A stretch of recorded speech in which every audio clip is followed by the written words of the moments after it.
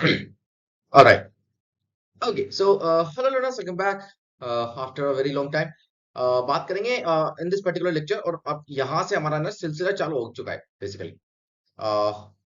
So okay, हमारी एक series थी important judgments that transform India which is already been completed. उसका link जो है डिस्क्रिप्शन में मिल जाएगा. And this is the series in which we are going to learn the most important acts that transform India. References नीचे डाल दिए, you can go and directly read it.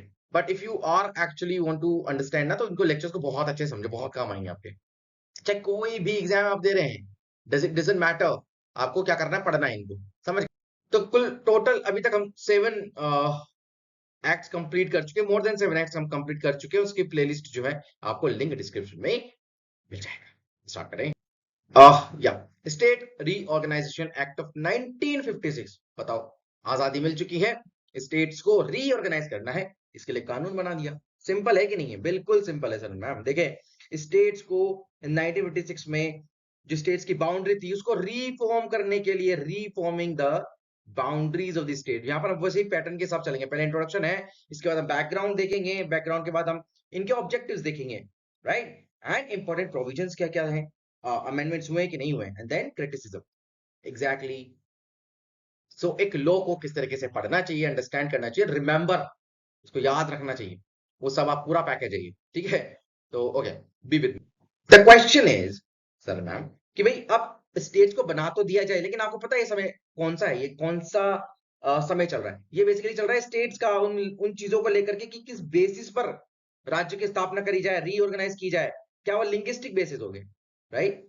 क्या वो लिंग्विस्टिक बेसिस यानी कि लैंग्वेज के आधार पर राज्य बना दिए जाएं? बताइए, क्या लगता है आपको? ऐसा महाराष्ट्र है, आपका राजस्थान है, क्या ये भाषा के आधार पर है क्या? बट उस time for the first time ये देखा गया इंडिपेंडेंस से लेकर के पहली बार कि भाई लिंग्विस्टिक लाइंस पर स्टेट्स का रीऑर्गेनाइजेशन किया जाना चाहिए. ठीक है, तो ये अपने अगर हम बात करें, कुछ फैक्ट्स बताता हूं. 11 पार्ट्स में डिवाइड है, 6 शेड्यूल्स के अंदर पार्ट है, ये 6 शेड्यूल्स के अंदर डिवाइड है ये वाला पर्टिकुलर एक्ट आपका. ठीक है, और इसका इस कॉन्स्टिट्यूशन अमेंडमेंट में सरन मैम हमारा जो स्टेट था, हमारा जो इंडिया है, India is a state, right, तो उसको 4 पार्टों में डिवाइड कर दिया गया, A B C and D, right. तो ए कैटेगरी अलग है, बी सी एंड डी, इनके अंदर कौन कौन से स्टेट आते हैं, we will definitely going to see that. तो फर्स्ट ऑफ ऑल ऑब्वियसली कि अगर कोई आंसर लिखने को आ जाए इसके ऊपर ना, तो क्या लिख सकते हो? तो सबसे पहले तो सिंगल मोस्ट एग्जॉस्टिव लॉ है ये इंडिया का, right, single most exhaustive law है. तो इसके अंदर हमारे अगर हम बात करें तो 550 प्रिंसली स्टेट्स हुआ करते थे उस जमाने में, राइट. वैसे 562 थे, पर उनको उठा के पटक दिया किन्होंने? सर में वल्लभ भाई अब पटेल ने, सरदार जी, राइट. एंड इन 550 स्टेट्स को किसे बदल दिया? 14 states. Remember this very important fact, 14 states and 6 UTs. क्या बोला मैंने? 14 स्टेट्स एंड 6 यूटीज. फिर इसको बाद में चेंज कर दिया गया था. आज कितने हैं? मेरा क्वेश्चन आपसे ये है, आज कितने स्टेट्स हैं और आज कितनी यूटीज है, मुझे बताइए आप कमेंट सेक्शन में. यही रहेगा, समझ गए? ऑलराइट, नेक्स्ट बात कर लो भाई. बात करते हैं थोड़ी बैकग्राउंड. अब सुने बहुत ध्यान से, ये बहुत जरूरी चीज बता रहा हूं मैं आपको, ये वाला बैकग्राउंड बहुत ही जरूरी है, मैं फिर बता दूं आपको, इट्स वेरी इंपॉर्टेंट. ओके, सबसे पहले तो आप ये देखिए 1947 में जैसे हमको आजादी मिली और जैसे भी स्टेट्स की हालत थी, वो किन बैकग्राउंड पर आधारित थी सरन मैम? तो वो थे सरन मैम आपके हिस्टोरिकल एंड पॉलिटिकल कंसिडरेशंस. क्या बोला मैंने? हिस्टोरिकल एंड पॉलिटिकल बेसिस था उन सबका, historical and political. For example, कहां पर मुस्लिम पॉपुलेशन ज्यादा है, ये सब है, वो हिस्टोरिकली देखते हुए आए थे, राइट. एंड कहां पर किस प्रकार, कहां प्लेबिसाइड कराना था, कहां डेमोक्रेटिकली इलेक्शंस कराने थे, राइट, उस प्रकार से. प्रिंसली स्टेट तो थे ही से आप. बट बाद में क्या हुआ, 1947 के बाद लोगों ने ये क्वेश्चंस रेज करना स्टार्ट कर दिया कि भाई अब ना थोड़ा सा रैशनल बेसिस होना चाहिए. क्या होना चाहिए? थोड़ा रैशनल बेसिस होना चाहिए स्टेट्स का, रैशनल बेसिस होना चाहिए थोड़ा राज्य के रीऑर्गेनाइजेशन का. तो इसको चलते ना, कौन कौन से रैशनल बेसिस हो सकते हैं? पहला हो गया लिंग्विस्टिक सरन मैम, जिसकी यहाँ पर पूरी लड़ाई है, राइट. पहला तो गया आपका लिंग्विस्टिक. दूसरा हो गया आपका इकोनॉमिक, राइट, इकोनॉमिक बेसिस भी हो सकता है, व्हाई नॉट, राइट. सोशल भी हो सकता है, राइट, सोशल भी हो सकता है. इकोनॉमिक एंड फाइनेंशियल स्ट्रेंथ तो होना ही चाहिए. अब बात करते हैं कि तो गवर्नमेंट ने क्या करा, स्टेट रीऑर्गेनाइजेशन कमीशन लेकर के आगे 1953 में, बहुत इंपॉर्टेंट है, डायरेक्ट पूछेंगे क्वेश्चन.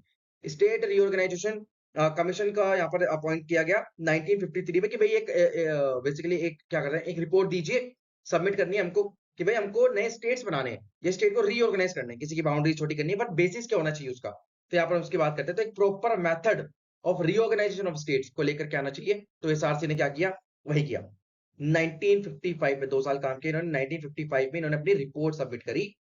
इन्होंने अपनी रिपोर्ट सबमिट करी और बोला कि सर एंड मैम तो कि भाई 2 कैटेगरीज में यहाँ पर आपके स्टेट्स बनेंगे। एक तो आपका स्टेट्स बने जाएंगे और दूसरा आपका बनाया जाएगी यूटीज।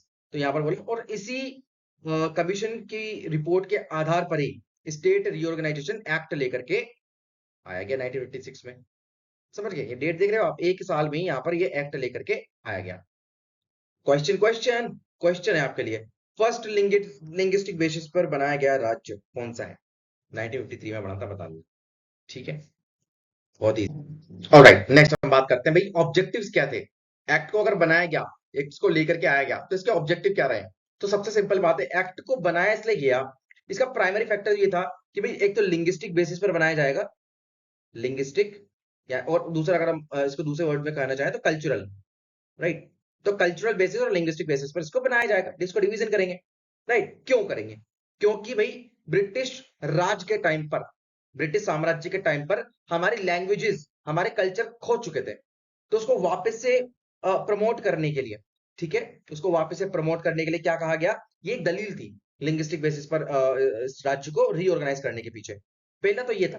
दूसरा था आपका फाइनेंशियल एंड इकोनॉमिक ना, कि भाई जो रिसोर्सफुलनेस है वाली जो फैक्टर आती है, जो इकोनॉमिकली अच्छे स्टेट्स अच्छा करते हैं, तो वो उससे कॉप अप कैसे करेंगे जो गरीब राज्य हैं। फॉर एग्जांपल बिहार को कंपैरेटिवली हिस्टोरिकली गरीब माना जाता है, however there are very other reasons for that. ठीक है, हम उसकी बात करते हैं, इकोनॉमिक रिसोर्सेज है, फाइनेंशियल कंडीशन, तो इसको इक्वली डिवाइड कर सकें, इसलिए यहाँ पर क्या है कि भाई ओवरऑल डेवलपमेंट कंट्री का इस तरीके से हो जाएगा। ठीक है, तीसरा बोला गया कि भाई जितने स्मॉल राज्य राज्य राज्य होंगे बेसिकली, या जितने स्मॉल स्टेट्स होंगे, उतना ही इजी टू एडमिनिस्टर होता है। क्या बोलते हैं, इजी टू एडमिनिस्टर, सिंपल बात। अब सबसे जरूरी एस्पेक्ट आ चुका है पूरे एक्ट का, जो कि हमारा हमेशा रहता है, इंपॉर्टेंट प्रोविजंस की हम बात करते हैं। तो सबसे पहला इंपॉर्टेंट प्रोविजन है सर मैम, टेरिटोरियल चेंजेस, यानी कि सीमाएं जो बदली गई, टेरिटोरियल जो चेंजेस हुए हैं, जो बदलाव किए गए, इनके सबके नोट्स मिल जाएंगे आपको। You have to join the Telegram group, okay, link description में है। और नए स्टेट्स का फॉर्मेशन और न्यू स्टेट्स का फॉर्मेशन, ऑलराइट। तो इसके अंदर क्या, इसका जो एक्ट का पार्ट 2 था ना, अच्छा बहुत ही इजीली पढ़ने की कोशिश करेंगे, दिमाग में ज्यादा डोर डालेंगे नहीं। ऑलराइट, तो पार्ट 2 जो था उसमें आपको हम बात करें सेक्शन 3 से लेकर के 11 तक, बिल्कुल भी याद रखने की जरूरत नहीं है, just for the sake of it बता रहा हूँ। ठीक है, तो सेक्शन 3 से लेकर के 11 तक क्या बताया गया कि भाई कुछ स्टेट्स हैं, उसके अंदर ना उसकी बाउंड्रीज को छोटा कर दिया जाएगा। फॉर एग्जाम्पल, आपका राज्य बनाया गया Andhra Pradesh, Andhra Pradesh, sorry for the handwriting. Andhra Pradesh की अगर हम बात करें, तो इसको बनाया गया, हैदराबाद से कुछ बाउंड्रीज ले ली गई। हैदराबाद बहुत बड़ा जो है आपका राज्य था उस समय पे, तो हैदराबाद से कुछ बाउंड्रीज ले ली गई। उसके अलावा, और इसको बेसिकली क्या करा, रीनेम कर दिया आंध्र प्रदेश करके। ठीक है सर, ये बन गया। अब इसने क्या करा, मद्रास की जो बाउंड्रीज थी, मद्रास, उसकी बाउंड्री, मद्रास स्टेट था उस समय, तो मद्रास स्टेट की बाउंड्रीज को चेंज किया और एक नया राज्य बनाया, उसको हम बोलते हैं कन्याकुमारी। सुना नहीं होगा आपने, but yes, it was a state, Kanyakumari उस समय बनाया गया। कन्याकुमारी में कौन कौन से हिस्से थे आपके, केरला के, और उसके अलावा आपका लक्षद्वीप, जो कि आप आज का है लक्षद्वीप। ठीक है, लक्षद्वीप, उसके अलावा अगर आप बात करें मिनिकोय एंड मिनी द्वीप, दीज आर द आइलैंड्स, तो इसके पार्ट से मिलकर के क्या बनाया आपका कन्याकुमारी। ठीक, और इसी एक्ट ने एक और चेंज किया था कि जो बॉम्बे वाला स्टेट था, जो द स्टेट ऑफ बॉम्बे था, उसको तोड़ करके क्या कर दिया, I mean sorry, yes, Mysore की तो बाउंड्री बढ़ा दी गई, मैसूर की तो बाउंड्री बढ़ा दी गई, वहां से एमपी से कुछ हिस्से लेकर के इसमें डाल दिए गए, बॉम्बे से डाल दिए गए, तो वो सब चीजें। ठीक है, ओके। हाँ, तो जो बॉम्बे वाला था आपका, उसने इसको 2 राज्यों में डिवाइड कर दिया। एक तो बन गया आपका गुजरात, क्या बन गया सर मैम, एक तो बन गया आपका गुजरात, और दूसरा क्या बना, बताइए, महाराष्ट्र, महाराष्ट्र बन गया सर मैम। ठीक है, यहाँ पर हम इसकी बात करते हैं। दूसरा पंजाब, पंजाब को तोड़ करके क्या बना दिया गया, I mean not the literal sense तोड़ना है, यहाँ पर हम अलग सेंस से बात कर रहे हैं, ओके। पंजाब को बना दिया Punjab and Haryana. Sir ma'am बताइए कौन हरियाणा से है यहाँ पर, कौन है भाई मेरा भाईबंध? हरियाणा है और पंजाब से भी बता देना। अब सुनना बहुत ध्यान से मेरी बात, इसके अंदर हम बात कर रहे हैं। या तो भाई इसने ना एक और बहुत जरूरी चीज करी, इसने अमेंड कर दिया फर्स्ट शेड्यूल होता है इंडियन कॉन्स्टिट्यूशन। अच्छा, मैंने शेड्यूल्स को लेकर के एक शॉर्ट बनाई हुई है, you can watch. Okay, shorts वाली सीरीज में जाना, उसको देखना। तो हम बात करते हैं कि फर्स्ट शेड्यूल में इसने क्या तरीके से बदलाव किया भाई। 3 कैटेगरीज में स्टेट को डिवाइड कर दिया। यहाँ पर डाल दिया एक तो ए, दूसरा डाल दिया बी, जिंदगी में नहीं याद करने की जरूरत पड़ेगी, बी और सी। ठीक है, ए में तो डाल दिया आपके स्टेट्स। ठीक है, बी में क्या डाला इन्होंने? बी में इन्होंने डाला सर इन्होंने जम्मू कश्मीर। क्या डाला? जम्मू कश्मीर। उसका मुद्दा अलग ही कर दिया इन्होंने स्टार्टिंग से। और सी में था आपके यूटीज। क्या था आपका? यूटीज। यहाँ पर हम तीनों की बात करते हैं। उसके अलावा और क्या बनाया इन्होंने? इसके अलावा इन्होंने जोनल काउंसिल्स बनाई। क्या बनाया? Zonal councils. ये यूपीएससी का क्वेश्चन भी है सर ना, इट्स वेरी इंपॉर्टेंट, राइट। तो जो एक्ट का पार्ट थर्ड था ना, उसने क्या करा? स्टेट्स को डिवाइड कर दिया, states and union territories, right. अब इसको 5 जोन्स में आउट कर दिया। क्या कर दिया? 5 जोन्स में डिवाइड कर दिया कि भाई आपका नॉर्थ है, सेंट्रल है, सॉरी, नॉर्थ है, सेंट्रल है, ईस्टर्न है, हम बात करते हैं वेस्टर्न है, और साउथर्न है। तो यहां पर हम बात करते हैं इन 5 जोन्स की, इनको डिवाइड कर दिया गया। क्वेश्चन मेरा आपसे यह है कि जोनल काउंसिल का हेड कौन होता है? हेड आप बताओगे। तो इसके अंदर ना यूनियन मिनिस्टर होते हैं, जिसको प्रेसिडेंट अपॉइंट करते हैं, सीएम होते हैं, एंड 2 अदर मिनिस्टर्स होते हैं स्टेट्स के, राइट। बहुत ध्यान सुनना, जिसको गवर्नर नॉमिनेट करता है। 2 मेंबर होते हैं यूटी से, जो जनरल काउंसिल के अंदर आता है, राइट। और जो यूनियन मिनिस्टर होता है वो कौन होता है मुझे बस ये बता देना, जिसका चेयरमैन होता है, राइट। ओके, और वाइस चेयरमैन। ठीक है, तो 2 चीज बताओगे आप, जनरल काउंसिल का चेयरमैन कौन होता है एंड वाइस चेयरमैन कौन होता है? बहुत ही इजी है, बता चुका हूँ। ओके, तो ये काउंसिल एडवाइजरी काउंसिल की तरह भी काम करती है, consisting of a member from the planning commission also, इसमें चीफ सेक्रेटरी भी होता है गवर्नमेंट का, और राइट। तो वो सब चीजें, तो जोनल काउंसिल बहुत ही इंपॉर्टेंट रोल प्ले करती है यूनियन गवर्नमेंट के साथ, कि जो कॉमन इंटरेस्ट है स्टेट्स का भी वो लेकर के आया जा सके। Economy, social planning, border dispute, linguistic minorities, inter state transport, समझ रहे हो, ये सब सिविल मैटर्स, इसको लेकर के क्या करती है? मदद करती है यूनियन की। ओके, और इन्होंने क्या किया? इन्होंने बनाई लिंग्विस्टिक काउंसिल्स। क्या बनाया? Linguistic councils. Okay, okay. तो लिंग्विस्टिक काउंसिल में क्या करा कि भाई न्यू लिंग्विस्टिक काउंसिल बनाई जाएगी।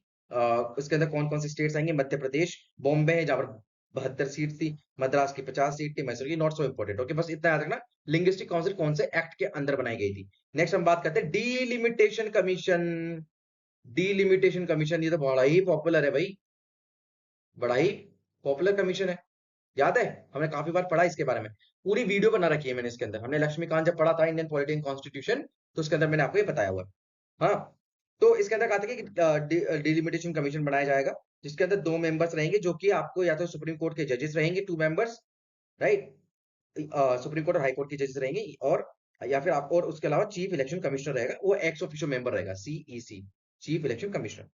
ठीक है, तो या तो पहले इसको स्टार्टिंग में तो ये बोला गया था कि भाई जो लोकसभा है और लेजिस्लेटिव असेंबलीज है, उसके अंदर सीट फिक्स करने की कौन शेड्यूल कास्ट है, शेड्यूल ट्राइब्स, उन सबकी बाद में ये डिटरमाइन करेगा जो पार्लियामेंट्री कॉन्स्टिट्यूएंसीज है, कहाँ कहाँ तक कौन सी बाउंड्री जाएगी, वो सब चीजें। ठीक है, तो ये इसका मेन मेन काम है। उसके अलावा और अदर प्रोविजंस कौन कौन से थे इस वाले एक्ट के अंदर, वो देख लेते हैं फटाफट से, कि भाई राज्य तो बना दिए, पर अब हाई कोर्ट का ज्यूरिसडिक्शन किस किस पर काम करेगा, तो वो इसके अंदर डिसाइड किया गया, राइट। नए हाई कोर्ट बनाए जाएंगे, नहीं बनाए जाएंगे, है ना? बनाए जाएंगे तो कौन कौन से स्टेट्स के अंदर आएंगे? फॉर एग्जाम्पल अगर हम बात करें Kerala high court, Kerala high court Lakshadweep का लगता है वहां पर, राइट। उसके अलावा हम बात करें पंजाब हरियाणा, पंजाब में लगता है, तो इस तरीके से। ओके, नेक्स्ट हम बात करते हैं कितने अमेंडमेंट हुए भाई इसके अंदर, कितने अमेंडमेंट हो गए? सिर्फ और सिर्फ एक, और वो उसी साल में हो गया था जिस साल में ये आया था। किस साल में आया था बताइए? अभी बताया मैंने, 1956 में। क्यों आया था ये इसके अंदर ये बताना चाह रहा था कि जो मद्रास लेजिस्लेटिव काउंसिल है, जो मद्रास, सॉरी, जो मद्रास लेजिस्लेटिव काउंसिल है, उसकी स्ट्रेंथ बढ़ानी थी 48 से 50 करने के लिए, बस इतना सा ये वाला बदलाव हुआ है, नहीं है याद रखने का। ठीक है, ओके। नेक्स्ट बात करो क्रिटिसिज्म, ये बहुत जरूरी है। क्रिटिसिज्म बहुत जरूरी है, इसमें जब आंसर लिखोगे बहुत काम आएगा। तो मेजर क्रिटिसिज्म यही है कि ये लिंग्विस्टिक लाइन पर इंडियन इंडियन स्टेट को ना डिवाइड कर देता है। लिंग्विस्टिक लाइंस, ये बहुत ही इंपॉर्टेंट है। लिंग्विस्टिक लाइंस पर इंडिया को बांट देता है, ये ऐसा बोलते हैं इसके बारे में। ठीक है, जब लैंग्वेज और culture were used as a basis to create a new state ना, तो बहुत सारे नए स्टेट्स इमर्ज हो जाएंगे, ठीक है। तो और जितने भी ज्यादा स्मॉल स्टेट्स हैं, जितना छोटा स्मॉल स्टेट मतलब स्टेट जितना छोटा होगा, उसके बाद फाइनेंशियल रिसोर्सेज उतने ही कम होंगे। तो हर बात के लिए किस पर डिपेंड रहना पड़ेगा, बताइए सर है? केंद्र पर ना। तो केंद्र पर, सेंटर पर ये क्या रहेगा, डिपेंड रहेगा अपने डे टू डे फंक्शंस को लेकर के, ठीक है। सेल्फ सफिशिएंट कभी हो नहीं सकता ये, ठीक है। और अगर एक बार स्मॉल स्टेट्स बनाने स्टार्ट हो गए, तो there will be never ending demand, never ending demand for the new states. तो ये बहुत ही जरूरी आपका फैक्टर्स है, बहुत जरूरी है ये, इसको याद रख लेना, राइट। अब हम बात करते हैं एक बहुत ही इंपॉर्टेंट एस्पेक्ट है इसका, वो है इसकी इंपॉर्टेंस क्या है, इसकी इंपॉर्टेंस प्लस इसका इम्पैक्ट क्या हुआ, बताओ कोई बताएगा? मैं बताता हूँ। बेसिकली इस एक्ट ने जो पॉलिटिकल डिवीजन था हमारी कंट्री का, उसको क्या करा, वेरीफाई किया, राइट। और दूसरा, जो अपना फेडरलिज्म है, जो इंडिया का फेडरलिज्म ढांचा है, फेडरल ढांचा है, उसको स्टूड रखा, होल्ड रखा। यहाँ पर हम इसकी बात करते हैं, ठीक है। तो स्टेट्स के बीच में जो डिस्टिंक्शन हो रखा था पहले, जो कॉन्स्टिट्यूशन ने पार्ट ए, बी, सी और डी इस तरीके से डिवाइड करा था, उसको उड़ा दिया। उसको उड़ा करके क्या करा, एक कंट्री को दो ढांचे में बदल करके रख दिया। एक हो गया आपका स्टेट और एक हो गया आपका यूटी। तो बड़ा इजी कर दिया, इजी टू अंडरस्टैंड कर दिया। पहले एबीसीडी था, ओके, ठीक है। अब इसने क्या करा, कंट्री को हिस्टोरिकली अगर हम बात करें तो अंडर डेवलप था, उसको डेवलपिंग के से बहुत ज्यादा मदद किया डेवलपिंग होने में। तो हम इसकी बात करते हैं। Also promoted the unity also, right. Unity भी तो बढ़ा दी कंट्री के अंदर, है ना। तो हम इस चीज की बात करते हैं कि भाई डिफरेंट कल्चर, डिफरेंट रिलीजन के लोग एक साथ आकर के रहेंगे, राइट। यहाँ पर हम सिर्फ इसकी बात करते हैं, ऑलराइट। तो इसी के साथ ये वाला टॉपिक कंप्लीट होता है आपका। बात करेंगे नेक्स्ट लेसन में नॉर्थ ईस्टर्न एरियाज का रीऑर्गेनाइजेशन एक्ट 1971 में आया था ये आपके, बहुत जरूरी है, इसको ध्यान समझना। हालांकि हमने स्टार्ट किया हमारा यूपीएससी का, उसके अलावा हमने हमारा स्टार्ट किया यूजीसी नेट, जेआरएफ। नेट तो हटाई दो आप, नेट तो हटाई दो, जेआरएफ भी कंप्लीट करवाएंगे। And if you want to take the admissions ना प्लीज, बहुत ही ज्यादा लिमिटेड सीट है। आप बिलीव नहीं करोगे, हम इतना जबरदस्त काम चल रहा है वहां पर, बहुत ही जबरदस्त शेड्यूल्स है, नोट्स हैं, टेस्ट हैं, पूरी प्रिपरेशन बहुत जोरों शोरों से चल रही है। If you want to enroll ना, लिंक डिस्क्रिप्शन में दे रहा हूँ, वहां पर जाकर के मैसेज कर देना, आप एनरोल हो जाओगे, ओके। Okay, alright. तो see you soon and see you in the next lesson, sir.